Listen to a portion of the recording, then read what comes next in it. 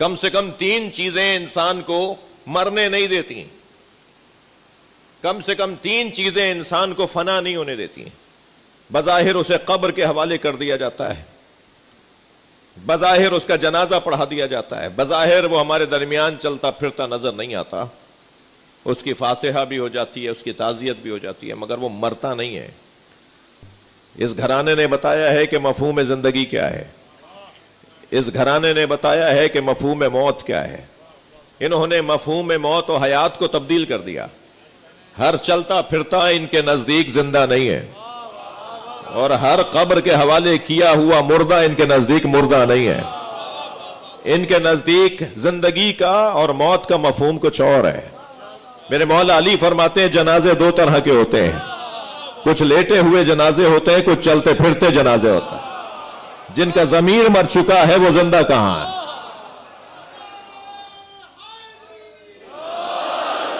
جن کا ضمیر زندہ ہے وہی تو زندہ ہے۔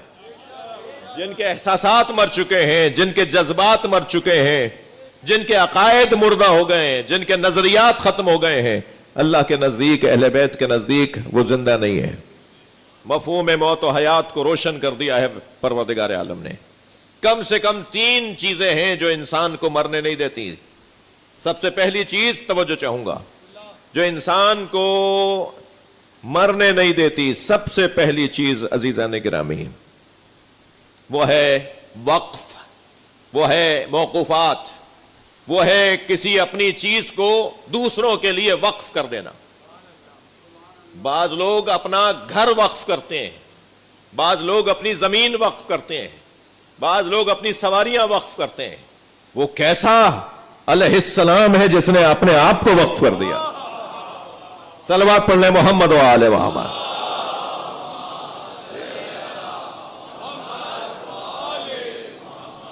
یہ دنیا ختم ہو جائے گی، میری مراد ہماری دنیا ختم ہو جائے گی، ہماری دنیا ختم ہو جائے گی۔ کسی دن بھی پیغام آ جائے گا، بلکہ دن کا بھی کیوں انتظار کریں، کسی بھی لمحے پیغام آ جائے گا۔ یہ جو سانس اندر گیا ہے ضروری نہیں ہے واپس بھی آئے، کیا معلوم یہ اندر ہی جا کے گھٹ کے رہ جائے۔ کتنے واقعات، کتنے مشاہدات ہیں، کتنی تصویریں ہیں، کتنے منظر ہیں کہ چلتا پھرتا انسان ایک مرتبہ گرتا ہے اور دنیا سے چلا جاتا ہے۔ سچے واقعات میں آیت اللہ دستغیب نے واقعات میں ایک واقعہ لکھا ہے کہ ایک بہت بڑا تاجر، نیک پرہیزگار انسان اپنے بچے سے وصیت کرنے لگا، بیٹا فلاں مارکیٹ میں میری اتنی دکانیں ہیں اور فلاں جگہ میرے اتنا کاروبار ہے، میرے مرنے کے بعد فلاں چیز فلاں کو دے دینا اور فلاں دکان کو صدقات اور خیرات کا حصہ کر دینا، اور فلاں دکان بیچنا تو مسجد میں دے دینا اور امام بارگاہ میں پیسے دے دینا۔ وہ ساری وصیتیں کرنے لگا۔ لالٹین کا زمانہ تھا، اندھیرا اور بجلی اور بتی اس زمانے میں نہیں تھی، تو یہ گفتگو ہو رہی تھی ایک رستہ چلتے ہوئے، راہ چلتے ہوئے یہ گفتگو ہو رہی تھی۔ تو وہ بیٹا ہاتھ میں لالٹین لیے ہوئے تھا اور اپنے ابا کے ساتھ چل رہا تھا۔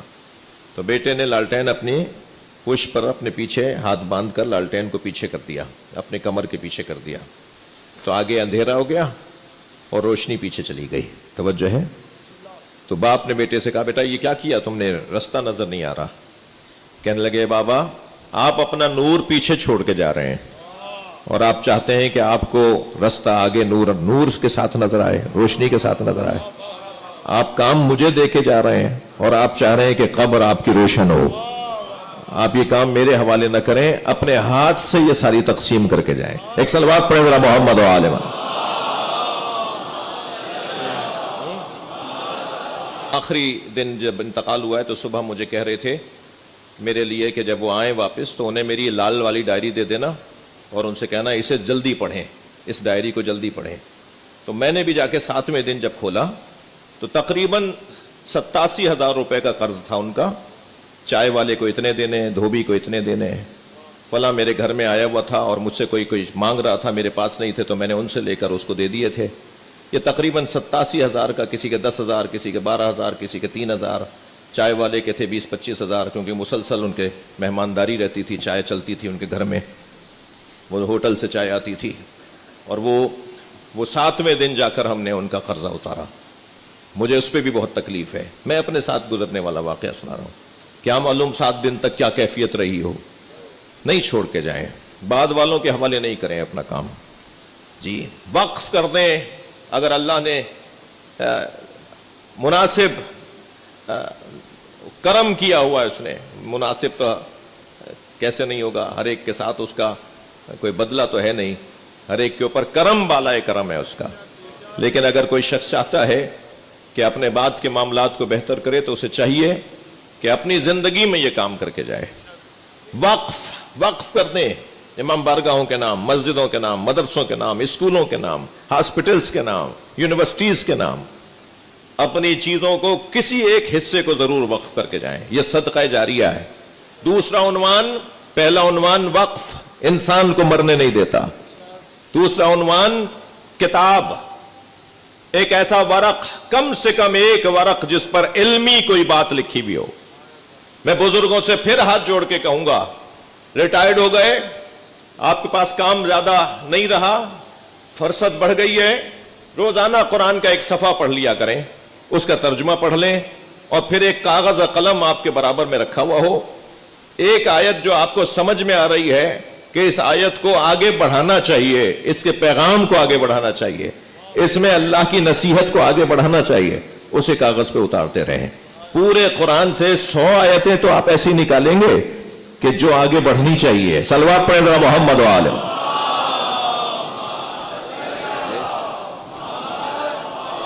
अब वो जो वरक छोड़ के जाएंगे, वो 4 सफ़े जो छोड़ कर जाएंगे, आप, हदीस कहती है कि अगर कोई किताब छोड़ कर जाए, कोई एक इल्मी तहरीर छोड़ कर जाए, तो ये इंसान सआदतमंद इंसान है। और तीसरा उन्वान अजीजान गिरामी, वलद सालेह, नेक औलाद। नेक औलाद जो छोड़ कर जा रहा है वो शख्स सआदतमंद है, वो दर हकीकत मरा नहीं है। मासूम फरमाते हैं कि जब तुम कभी अपने अंदर कोई खूबी देखो तो अपने वालिद को सलाम करो, ये खूबी तुम्हारे बाप में थी जो तुम में आई है। एक सलवात हदिया करें मोहम्मद व आले मोहम्मद।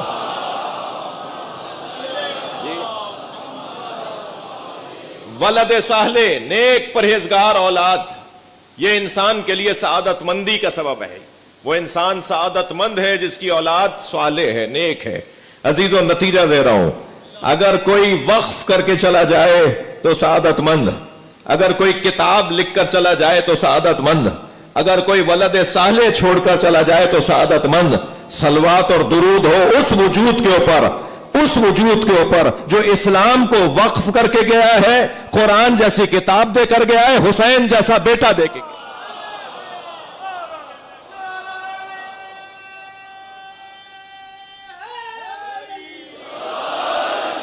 नबी मुख अल्लाहुम्मा सल्ली अला मुहम्मद व आले हुसैन जैसी औलाद देकर गए, हुसैन जैसा बेटा देके गए नबी। सरकार दो जहां उम्मत की रहनुमाई के लिए ऐसी औलाद देकर गए। फरमाया, इन्नी तारिकुन फीकुम सकलैन, किताब अल्लाह व इतरती अहल बैती, मैं तुम्हारे दरमियान 2 गिरा कद्र चीजें छोड़े जा रहा हूं, अल्लाह की किताब और अपनी इतरत अहल बैत। उदक्किरुकुमुल्लाह फी अहल बैती, मैं तुम्हें अपने अहल बैत के बारे में अल्लाह से डराता हूं। 3 मरतबा सरकार ने फरमाया, मैं तुम्हें अपने अहले बैत के बारे में अल्लाह से डराता हूं। मेरे बच्चों के साथ ज्यादती न करना, मेरे बच्चों के साथ नाइंसाफी न करना, मेरे बच्चों को तंग नहीं करना। 1, 2, 3, 4 दफा नहीं, 24 मरतबा ये वाक़या गुजरा। नबी की पुश्त पर हुसैन बैठे हैं और सरकार हालत सजदा में है। 1-2 दफा नहीं हुआ। शायद अल्लाह की हिकमत यह है कि अगर किसी नमाज जमात में कोई एक सहाबी मोहतरम न रहा हो तो दूसरी नमाज जमात में वो रहेगा, और अगर उसमें कोई ना रहा हो तो तीसरी में रहेगा। اصحاب مصطفیٰ میں کوئی نہ رہے جو یہ منظر نہ دیکھ سکے۔ 24 مرتبہ یہ واقعہ پیش آیا۔ صحابی رسول فرماتے ہیں کہ ایک دن میں نبی کے بالکل عقب میں تھا کہ جب سرکار کا ذکر سجدہ طول پکڑنے لگا، سرکار سجدے کو طول دینے لگے، تو میں سمجھا کہ شاید کوئی سانحہ، کوئی واقعہ، کوئی منظر ہے۔ کہتے ہیں میں نے سر اٹھا کے دیکھا تو حسین پشت رسول پہ تھے اور نبی سجدے کو طول دے رہے تھے، تو میں نے چاہا کہ ہاتھ بڑھا کر حسین کو نبی کی پشت سے اتار دوں، تو اس سے پہلے کہ میرا ہاتھ نبی تک پہنچتا، میرا ہاتھ حسین تک پہنچتا، میرا ہاتھ نبی کی پشت پر بیٹھے ہوئے حسین تک پہنچتا، نبی کا ہاتھ مجھ تک پہنچ گیا، مجھے روک دیا، میرے حسین کو خود اترنے دو، میرے بچوں کا خیال رکھنا۔ جناب زہرا فرماتی ہیں اللہم تقبل شفاعتی ممن بکا علی ولدی الحسین، یا اللہ میرے حسین پہ رونے والے پر، میرے حسین پر گریہ کرنے والوں کو میری شفاعت عطا فرما، یا اللہ میری شفاعت قبول فرما ان لوگوں کے حق میں جو میرے بیٹے حسین پہ روتے ہیں۔